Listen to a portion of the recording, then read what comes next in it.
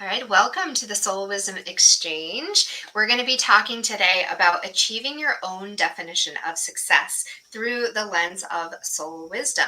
I'm Regina Curtis. I'm the creator of At Matri and the host of the Soul Wisdom Exchange. And I have Reme here today with me, calling in from southern Spain, where it's a little bit warmer than it is in Chicago today. So let me start out with my definition of what soul wisdom is and what soul wisdom languages are, and then I'm going to have you introduce yourself as well. So soul wisdom to me, it's your authentic ways of knowing, how you receive information and process it, and being, or how you express that information, how you integrate it into your life. And soul wisdom languages are the ways that you receive and express, like the channels of wisdom that you receive and express that information to and through you. So I'd like to welcome our guest here today. So tell us a little bit about yourself. Welcome. Thank you for having me. I am delighted to be here. So I'm Reme. I'm strategy consultant. I help online course creators to simplify their marketing strategy. I use a framework called Nature Framework. This is a way to make sure that your fundamentals are set, and then you decide which is the strategy that you are going to use, but in a way that is aligned with your values and with your own personality and your own project. Doesn't matter what are the trends or what others are suggesting all the time to do it. By doing so, they have the capacity to focus on achieving their own definition of success and to by simplify so you can amplify. I love it. I love it. So when you're working with course creators, and what I love that you said in your introduction is really that you're helping them do it in the way that is natural to them. Even the Yeah. framework that you use, right, is called this natural framework. And so that to me is very similar to what I use the term soul wisdom, right? Your natural ways of knowing and being, or even in some of the work that I do with people, we lean into uncovering and really getting to know what are your natural rhythms and cycles. And Mhm. so when you're helping someone to create their course and put out this launch in the world, you're helping them to do that in a way that aligns with their natural ways of being, right? And their schedule, their ways of sharing in the world. And even so far as to say, what is your definition of success rather than what is this kind of canned definition of what a successful launch is. Yeah, exactly.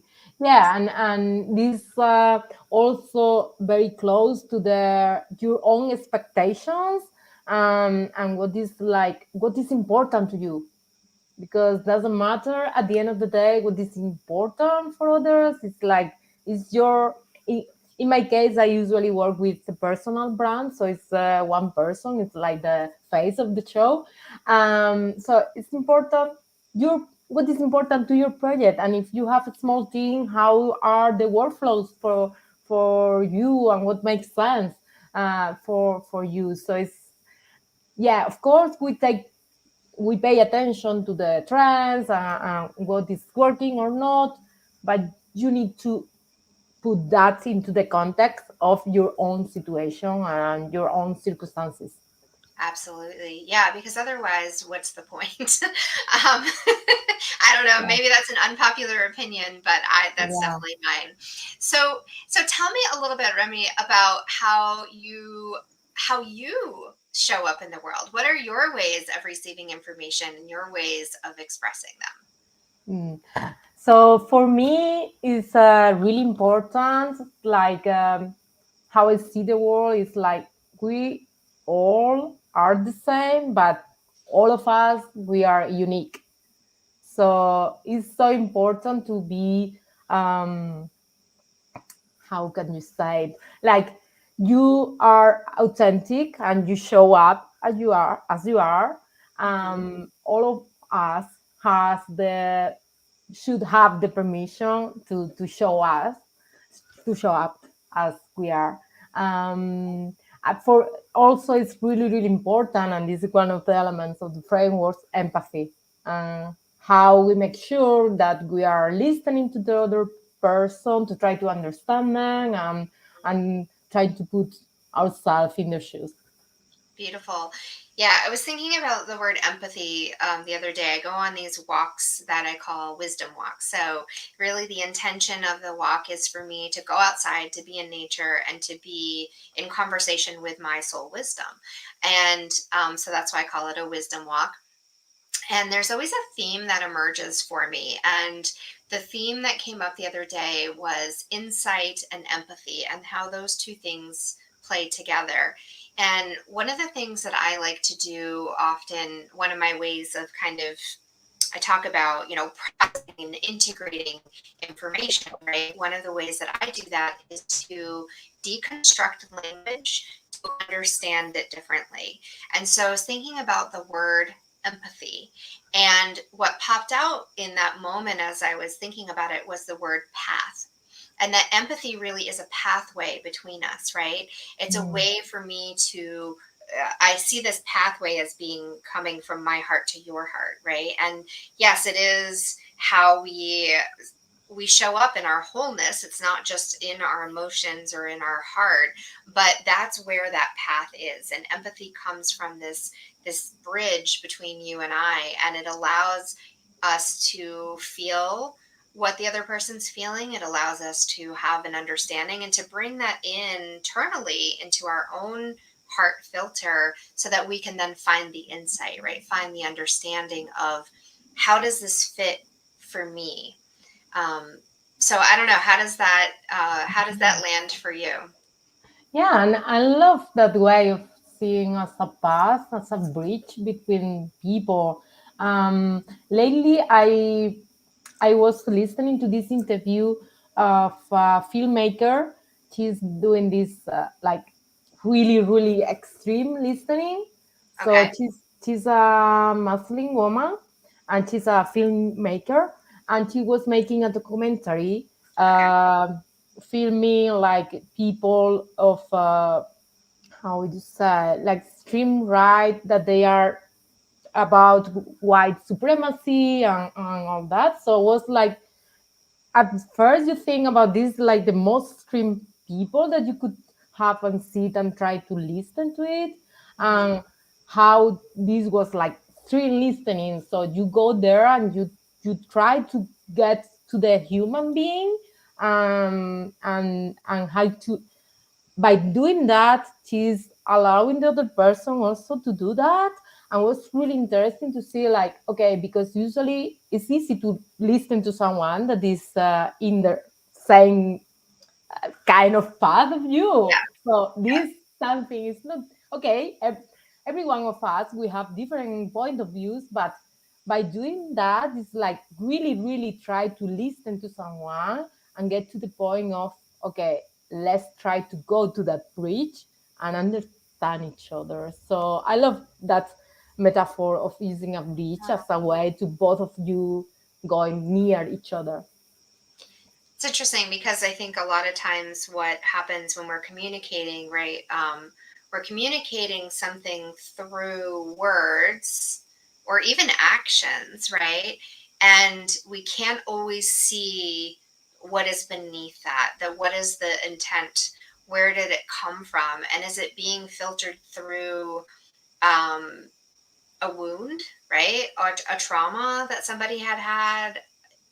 Is it coming from a way of um, like a conditioning of some sort, right? And I think oftentimes the word conditioning gets used in a way where it's kind of let me find the correct words for this, but it's almost from like a manipulative standpoint, right? Like if we have a conditioning, then we've been conditioned to be a certain way. And when we share that word in that way, oftentimes it's through this lens of it's done manipulatively. Like I had this intent, and so I conditioned you to believe this. But I Mm. think back to, I played soccer um, and well, I call it soccer. Maybe you call it football. Would you say Yeah, football? Yeah. yeah. Um, but I played soccer or football in high school, and Hmm. we would have this training week before school started, and we called it conditioning week. Okay. And I like to think of this example because we chose to go, right? And we wanted to get into shape for the Yeah. season. And so conditioning week was not fun. It was a lot of, we called them hill drills, where we would just like run up hills, and there was a lot of running and a lot of conditioning, really, is what we were doing. We were conditioning our bodies to be able to show up in this way that we were able to play the sport better, right? Because we were better Mhm. conditioned for it. And so conditioning can come from a place where you're actively trying to condition something, and that can be from a beautiful, positive intent. It can also come from a negative intent. But Yeah. also, we condition ourselves in different ways without thinking about it, too, right? Like if you move from one place to another, and I've moved a lot of times in my life. So I've lived in extremely hot places, I've lived in extremely cold places, and your body gets conditioned to live in Yeah. that environment. Now, is anybody coming in and saying like, I'm conditioning, you need to learn this or you need to do this thing? No, I chose to go to this place, and that's the environment that I was in, and I became conditioned to one thing or another. So there's Mm. lots of different perspectives you can look at something from.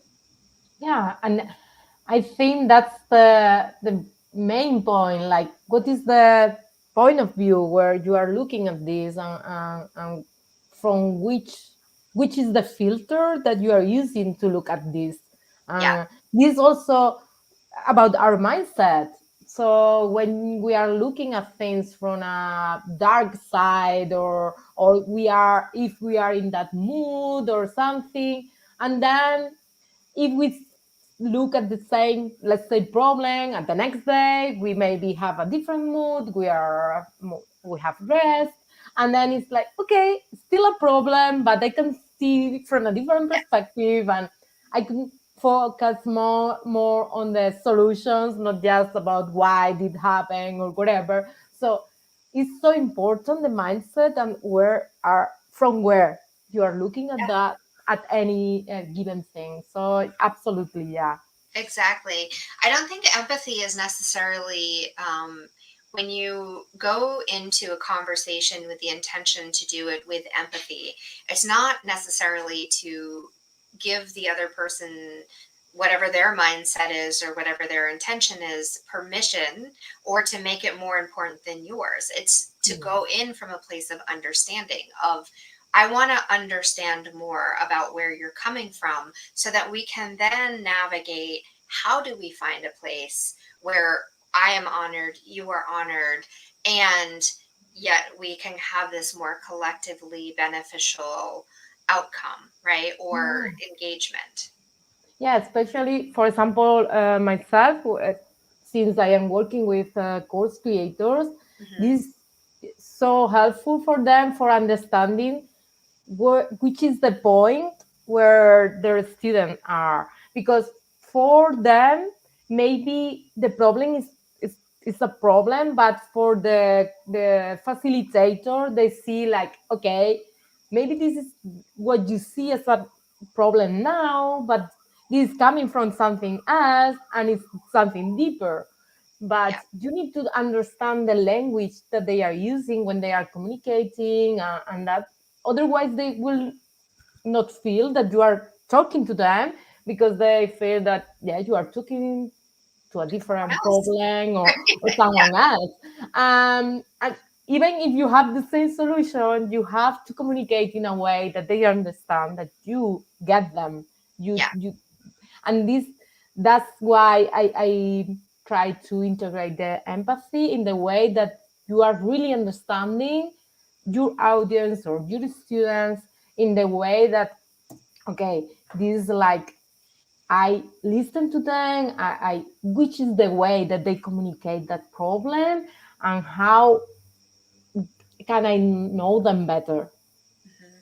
So I think one of the things that is really so beautiful about the way that you approach this is it's not just about what is successful for the client, right? Like, so you work with course creators, like you said. So, in creating this course, when I create a course, I'm creating it for two reasons. One, there's something in me that I want to express. There's some part of my journey that I want to share. There's something that I am benefiting from by creating this, right?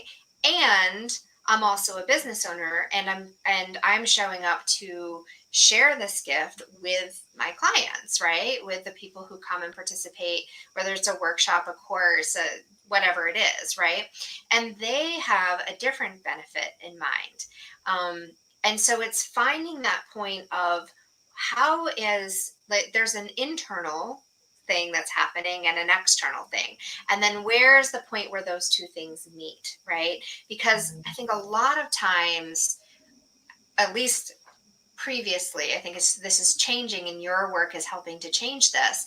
But when I first started coming across, people who were supporting course creators and marketing in general. I come from a corporate background, right? And in that space, marketing was generally looked at from like, what does the client's need and how can you meet that need?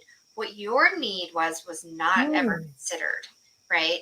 But when you're actually considering and allowing that to be just as much of a part of the process, right? What is your definition of success? And what is your definition of your client's definition of success, right? And finding that place through that empathy is that's a beautiful combination. And at the same time you are leading by example, so you are teaching your students, or the people that are following you, that they are they should do the same. They should take care of others, but also take care of themselves. And so this could mean their business, but also their projects, or anything else. um, the point here is just, I because usually when you start teaching something, this having a why that is connected to your personal story. Yeah, So you are doing that.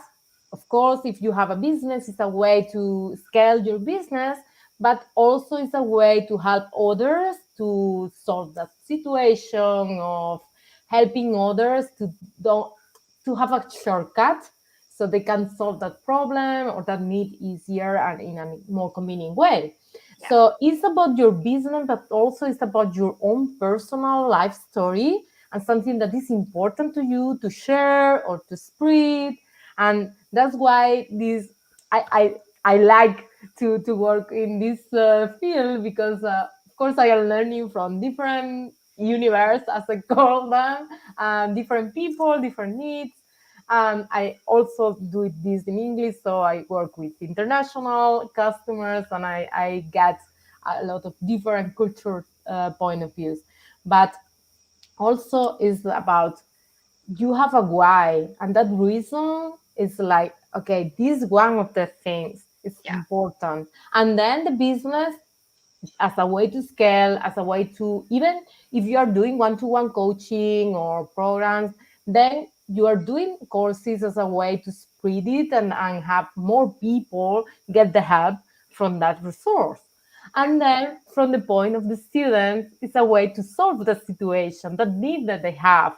So I love that this you can see from different ways, not just like solving one, like the business part, or just the student part. Like it's a combination More of all of them. holistic, right? Like it's a holistic way of looking Yeah. at it. So I'd love to hear, what is your why? Why do you do this work? Uh, okay, so I started because I wanted to work remotely, and in the place that they were, they were not into this way of doing it. Okay. And this was a online courses company. I was working with them, helping them to move the courses from the offline world to the online world. I really enjoyed. I learned a lot there, but I thought that I don't need other tools. I can move away with my tools, and I can be. 100% working in this project. So I decided to, okay, let's start something else on my own. Um, I choose working with course creators because to me it's really important. Like when I discovered, when I learned about internet, because I am older enough to be in a world without Yeah, I internet. remember those days. So I was like absolutely excited about all the possibilities that this could bring us, and especially around education and how will provide most people access to education, and doesn't matter where are you, or let's say you are in a small town, you are in a big city, you have the opportunity to learn from people that otherwise would be impossible for you to travel that distance or living in another city or that. So working around the how to spread the knowledge and making the education more accessible to others is something that is like really aligned with my values, and Yeah, that's why I choose to help with course creators. beautiful. Can I ask, can we dig a Yeah, little deeper? Is this yeah. okay? Um, what what where did that passion for making education accessible? Where did that come from? Mm. So since I was a child, okay, I remember when I learned to read, ha- I was excited. I can translate these signs into some concepts and ideas. I remember myself like reading in the street, like they are said this, they are said that. So I was like really passionate about reading. Um, I I didn't have a lot of access to a lot of books. So when they opened the first public library, I was there having my car and that. So I all my life I have been like really willing to learn. And so that's why having the making a point like helping others to having that access and to learn more, and that is something that I love, and it's coming from there. It's like for example, in my family there were not a lot of people having the opportunity to go to the university and to learn different things, so they were having a lot of wisdom, but through other channels. But yeah, it was. I am really grateful for having the opportunity, thanks to my family and thanks to the opportunities that this society where I live providing us. So yeah, I just want to give it back. It's beautiful. I love it. This is why I work with soul guided entrepreneurs. That's, how I would explain it. And what you're talking about right now is absolutely that, right? Like when you have, and actually, my to go even wider than that, I love working with soul guided entrepreneurs who have left the corporate world to follow their passions and their purpose, right? To empower their passions and follow their purpose. And it's stories like this, right? This passion that you have comes from your journey and understanding like all these pieces we pick up along the way. And whether it's something that wasn't accessible and now you have it and want to spread that and share it and make it more accessible for more people, or it was something that you've always had and valued and are now able to transform that into something that you see there's a need for other people, like the need is the why. And whether it was your need or it's something that you see in others and your need is actually to help them, it's just such a beautiful it's a beautiful story over and over and over and over, and I could listen to it every single day because it makes me so happy to know that there are people that are doing this work. And so that's why I really love helping people to really embrace that and empower that and share it. Yeah, yeah, and I help some of these course creators to define their personal branding elements, and one of them is the personal brand story, which is highlighting some of the points of your story that make who you are and Yeah. making why you are doing what you do. I love this part because it's like it's something that for yourself is so natural to you, is so in your life and in your background, it's something not special to your eyes.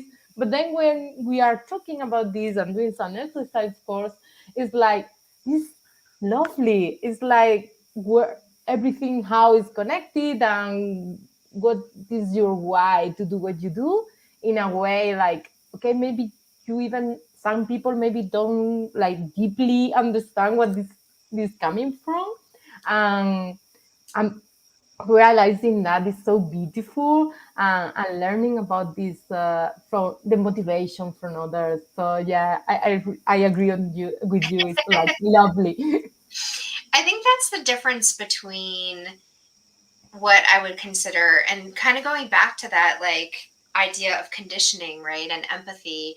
And oftentimes, especially with people who have learned marketing in a corporate space. And I'm not anti-corporate. I feel like I need to say that because it is an example I use a lot. However, it's because there is something that I would call like the machinery mindset that is it's present in a lot of corporate spaces, and that is that we as humans show up and are expected to do work in the same way that you would expect a machine to do it, right? You show up Mm, physically and you bring whatever your skill is, and that's it. Like your humanness is stripped from that.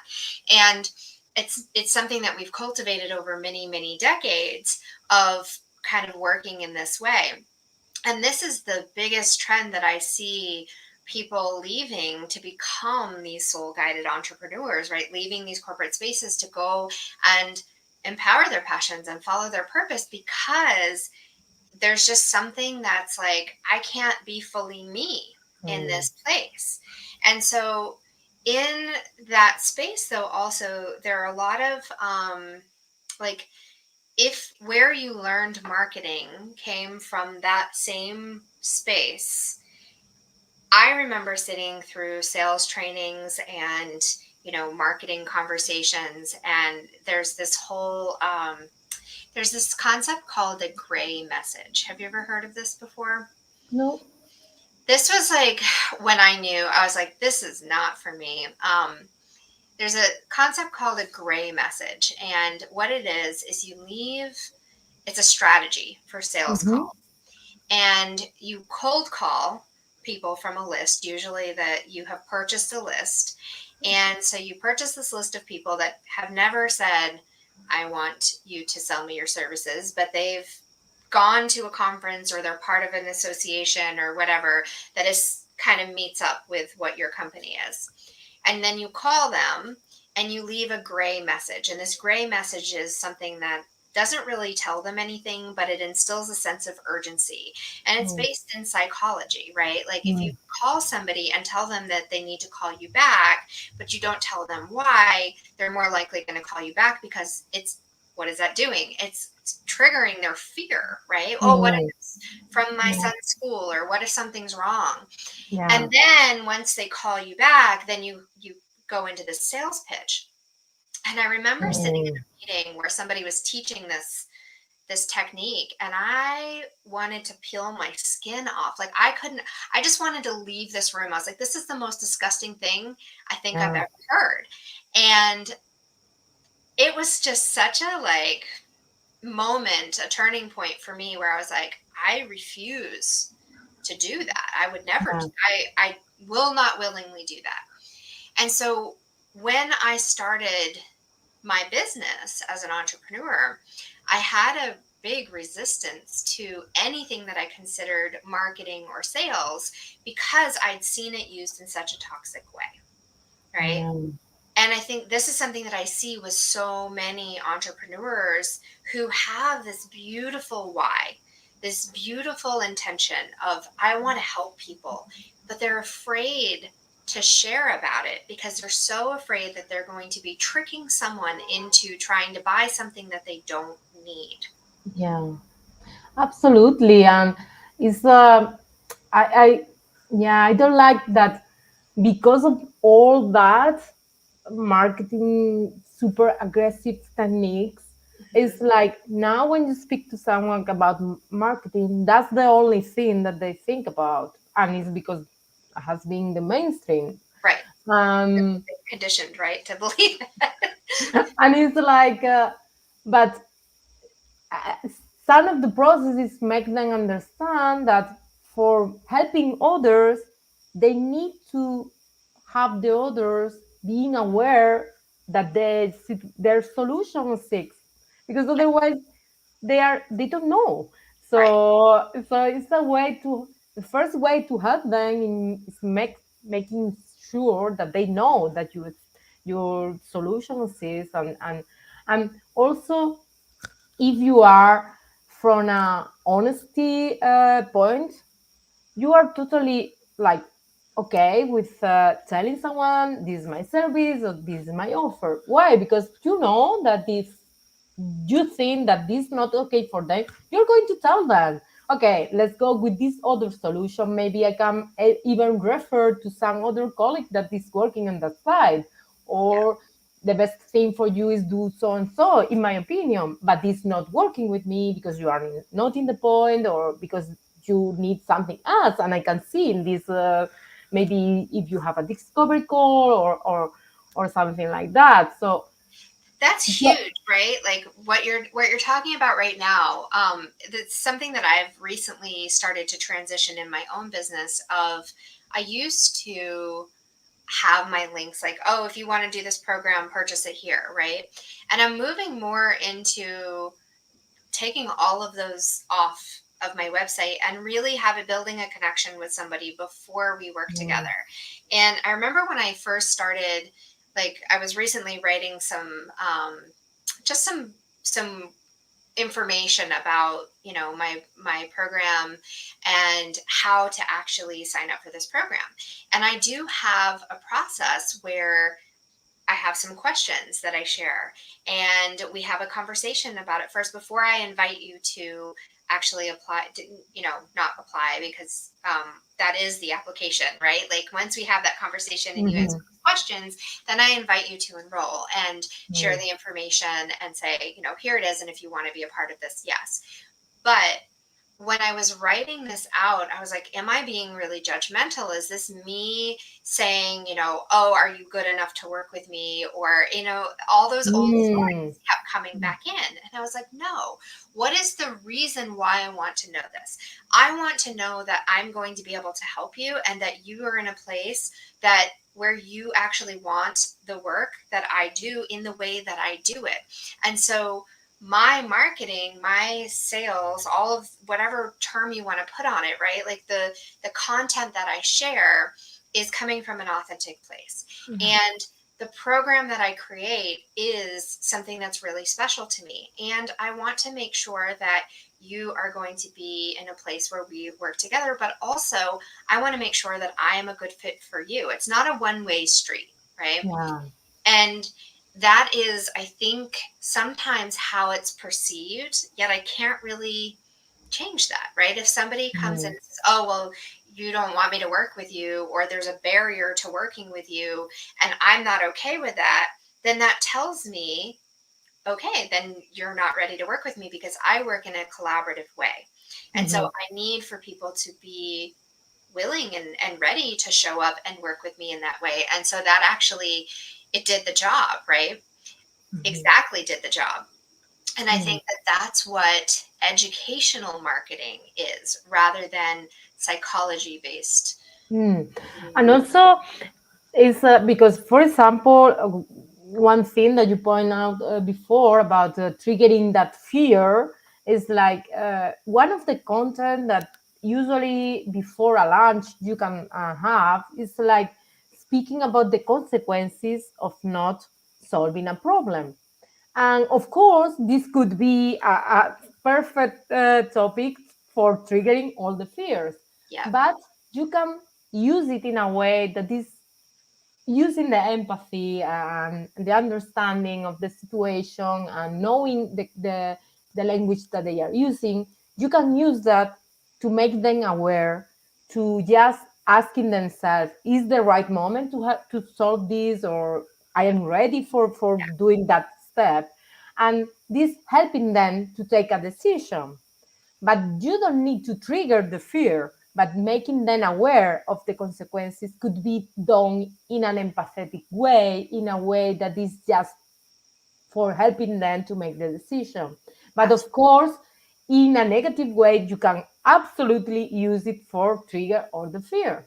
So even the same, let's say, topic for a content could be used in two different ways. So that's why it's so important to find your own way of communicating and making them like, this is something that I will tell my friend.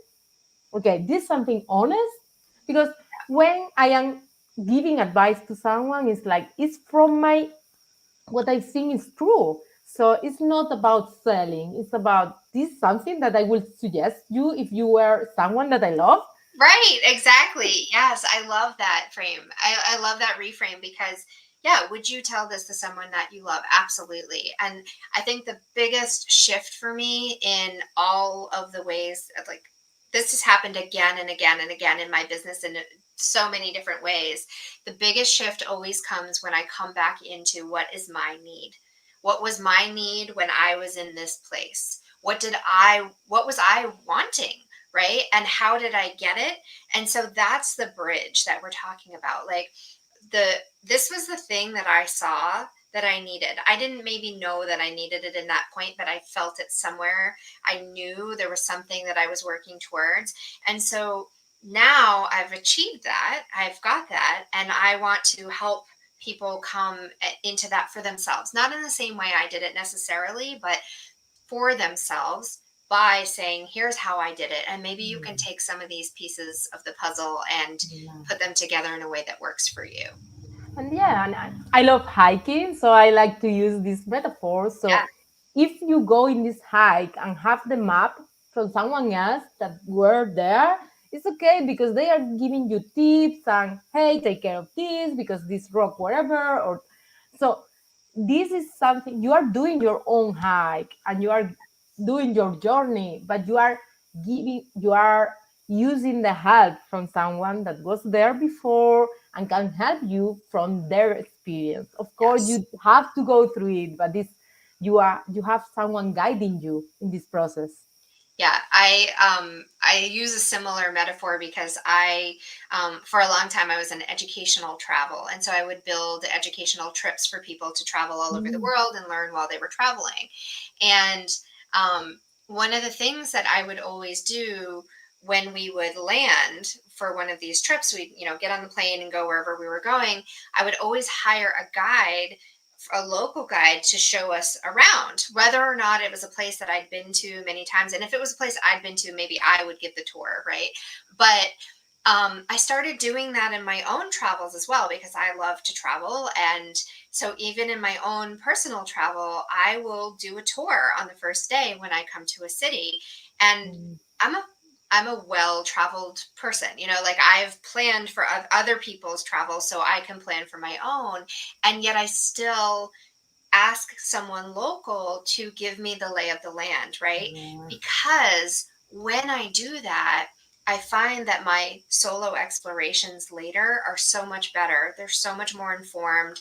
They are so much more, I'm more open to explore because I already know kind of like, okay, this is where this is where that is. I want to do these things. I don't want to do these things, Mm, and so I think that's what happens when you work with a mentor or a coach or you take someone's course, right?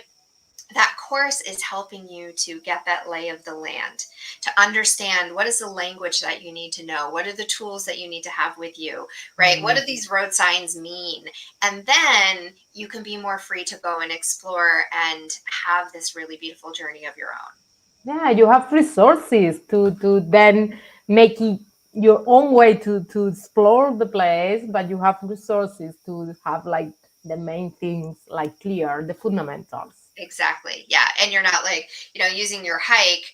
the map of the hike, it's like, well, if I go off this way, there's a beautiful view, but it's like straight up. But I could also take this way, and that way you get to choose your own adventure, right? Yeah, and you, but this similar to having control of your finances. Like when you have that information, you can make decisions.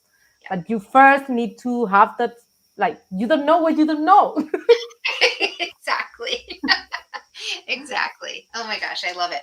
So, okay, we're coming up to our time, and I want to make sure that before we end this conversation, because it's a beautiful conversation, um, I want to know, what is your definition of success? How do you define success for yourself in your business, in your life? Just what does success mean to you? To me means that I go to sleep. I don't feel bad with myself. That's the Yeah. first. So rested. That's great. Yeah. So it's like I don't know, like what I to me means or is close to the meaning of being a good person. So of course I have mistake. I am any of us are perfect, but just trying to be what I consider a good person. Beautiful. Then in terms of my business, it's like having the freedom first to have movement because that was my first motivation and still is like Yeah. working with from any place that I have a connection on my computer, and then also having the freedom to make decisions. So I am in a situation that I have a good lifestyle in my terms. Of course, for other could be terrible or Yeah. good or Could whatever, be. but Yes. doesn't matter. Having the freedom to make decisions of when I am taking time off with friends, family, and having spending time traveling or doing something else, or when I choose no, now I am focusing on my business and trying to get to a little step farther because this is a way to helping more people and that. So it's like the freedom to make decisions on my own business and yeah, I'm making them from a situation where I am not in the need of more money, more clients, more no. So I am in my balance and then I make decisions. So for me, this like being in balance is something really important to me. Yeah, absolutely. I mean, it's important to so many of the entrepreneurs that I work with, and to myself as well. For me, success is a balance of flexibility. So I have Mm. a very similar, actually. Like Yeah. as you were saying, I was like, yeah, that's pretty much my same definition as well. But it's a flexibility to be able to choose projects that bring me joy, and whether Mm. that's in my life or in my business or in my relationships, it's that is an indicator of success for me, is when I'm in joy and having the flexibility to be able to do that. Yeah. That's what's really what success means for me. So No. Yeah, and I love that for any of us it will be different, and I love to speak about this because it's like I want people to be like of because of all these messages from aggressive marketing and lunches and that, like you need to get in this time to this figure quick as possible, and that is like okay, this could be and it's okay, but you have other options and it's yes, totally fine that you are trying to accomplish that other thing and has the same value because what is important to you. So it's not about others, it's about if for you it's important to have 3 days free for spending with your family, that's which is, and when you achieve that, maybe you okay, what next? But this is something that is like okay, I want to achieve that, and this as important as a lunch of any numbers of figures. Is to absolutely. say what is important to you, to your business, in the way that is helping you your own values and what is in your own why and why you are doing this. Yeah. And yeah, and then everything else supports that, right? So like Yeah. what you were talking about with, if it's important to you to have 3 days, even say 3 days a week, right? So you have 3 days a week dedicated to be with your family, to travel, to hike, to do Yeah. whatever it is, right? Then in those 4 days that are remaining, then the important part there is to be able to have that be sustainable, create the Yeah. sustainability for those other 3 days, right? And so Yeah. that's when the figures come in, it's still tied back into your why, right? I Exactly. want to make this much money so that I can sustain this why, the thing that really is Exactly. what I want. And it's not about the money, but that doesn't mean that the money is an important factor. Yeah, exactly. It's like it's going backwards because you are having a goal of money, but connected to your motivation. That is like, Yes. okay, having that goal will allow me to achieve that other thing that I wanted. Of course, this is a business. I need to reach some monetary point. But yes, what is behind that? Is just the money or something else? Right. And if it's just the money, it's okay. It's just that making people aware that there are other things that are absolutely important, because if it's important for you. Exactly. And then it becomes this beautiful, sustainable, what I would say, a sustainable ecosystem, right? Where your Yeah. life and your work, it's not necessarily about balance, as in, like, let's see if I can get on the camera like Mm, this. It's not the balance like this, but it's more about having the sustainable life yeah. ecosystem, right? So your why for your business is driving you to do the work that you do, right? And the how is driven by how you want to live your life. And so these Mm, come into this really beautiful dance yeah. together. And this remind me to someone that was speaking not about work-life balance, but work-life harmony. And I Yes. love the idea because it's not just in your mind, doesn't have to be like half in the same level and wherever. It's like, okay, because now in this moment could be, so the harmony could be here, but then later could be here, and then later could be here. And so Yeah. it's what feels right to you. And I love that idea of bringing that harmony into the concept, because I think I'm explaining like, okay, it doesn't need to be half, could No.